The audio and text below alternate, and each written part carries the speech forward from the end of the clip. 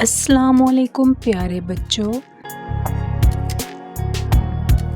Welcome to kids library Urdu.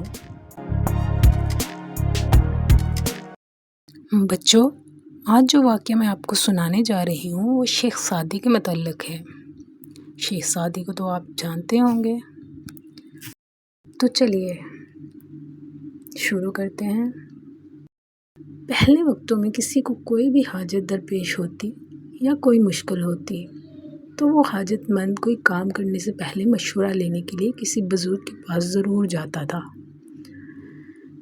اسی طرح ایک غریب اپنی غربت کی شکایت لے کر حضرت شیخ سعدی کے پاس گیا اور کہنے لگا کہ میرے بچے زیادہ ہیں اور میری آمدنی کا کوئی ذریعہ نہیں ہے۔ اب مجھ میں فاقہ کی ہمت نہیں رہی۔ کئی مرتبہ خیال کرتا ہوں کہ یہاں سے کہیں اور چلا جاؤں، مگر یہاں سے چلا گیا تو میرے بعد یہ لوگ مجھ پر طعنہ زنی کریں گے کہ اپنی اولاد کے متعلق یہ کتنا بے مروت نکلا کہ اپنی سہولت اور آرام کے لیے اپنے بیوی بچوں کو تنگ دستی میں چھوڑ کر چلا گیا۔ آپ ہی کوئی مشورہ دیں، آپ تو علم حساب کے ماہر ہیں، مجھے کسی بادشاہ کی نوکری میں دے دیں، آپ کا احسان ہوگا۔ حضرت شیخ سعدی نے اس سے کہا کہ بادشاہ کی نوکری کے دو رخ ہوتے ہیں، اول رزق کی امید اور دوم جان کا خطرہ۔ عقل مندوں کی رائے کے مطابق رزق کی امید پر جان کو خطرے میں نہ ڈالو۔ اس شخص نے کہا، اے شیخ، یہ میرے سوال کا جواب نہیں، آپ کو میرے دکھوں کا اندازہ نہیں ہے۔ جب میں خیانت نہیں کروں گا تو بادشاہ کیوں مجھ پر غصہ ہوگا؟ تو حضرت شیخ سعدی نے اسے ایک لومڑی کا قصہ بیان کیا کہ ایک لومڑی کو بھاگتے دیکھ کر لوگوں نے پوچھا کہ تجھے کیا مصیبت آن پڑی کہ تو اتنا دوڑ رہی ہے؟ تو اس نے کہا، میں نے سنا ہے کہ شیر کو بغار میں پکڑ رہے ہیں۔ لوگوں نے کہا کہ تیری شیر سے کیا نسبت؟ لومڑی نے کہا کہ چپ رہو، اگر حاسدوں نے دشمنی میں کہہ دیا کہ یہ شیر کا بچہ ہے تو پھر میرا کیا بنے گا اور مجھے کون چھڑائے گا؟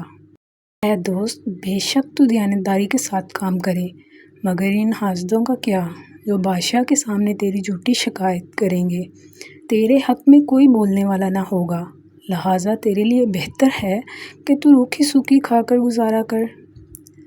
بادشاہ کی ملازمت کا خیال دل سے نکال۔ شیخ سعدی کی باتیں سن کر وہ شخص غصے میں آ گیا، چنانچہ شیخ سعدی نے اس کو بادشاہ کی نوکری میں دے دیا۔ وہ غریب کچھ عرصہ میں اپنی محنت اور قابلیت کی بدولت ترقی کرتا ہوا ایک بڑا افسر بن گیا، اور پھر ایک وقت ایسا آیا کہ وہ بادشاہ کے خاص مقرب بندوں میں شامل ہو گیا۔ پھر کچھ عرصہ بعد شیخ سعدی کچھ دوستوں کے ہمراہ حج کے لیے چلے گئے۔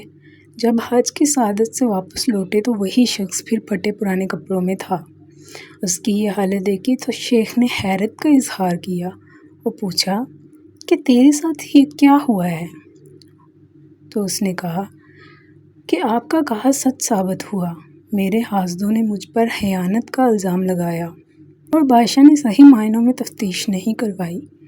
میرے تمام رفقا اور درینہ ساتھی سب سچ بولنے سے ڈرتے تھے، لہٰذا خاموش رہے، تمام پرانے تعلقات کو نظر انداز کر دیا۔ لوگ بڑے آدمی کی تعریف کے لیے سینے پر ہاتھ باندھتے ہیں، اگر زمانہ اس بڑے آدمی کو گرا دے تو یہی لوگ اسے پاؤں تلے رونت ڈالتے ہیں۔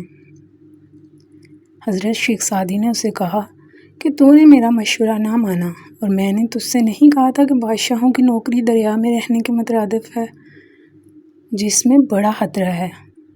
اگر تجھ میں دوسری مرتبہ ڈنگ کھانے کی نہیں تو بچھو کے بل میں کیوں انگلی ڈالتا ہے؟ نصیحت ضرور نفع دیتی ہے۔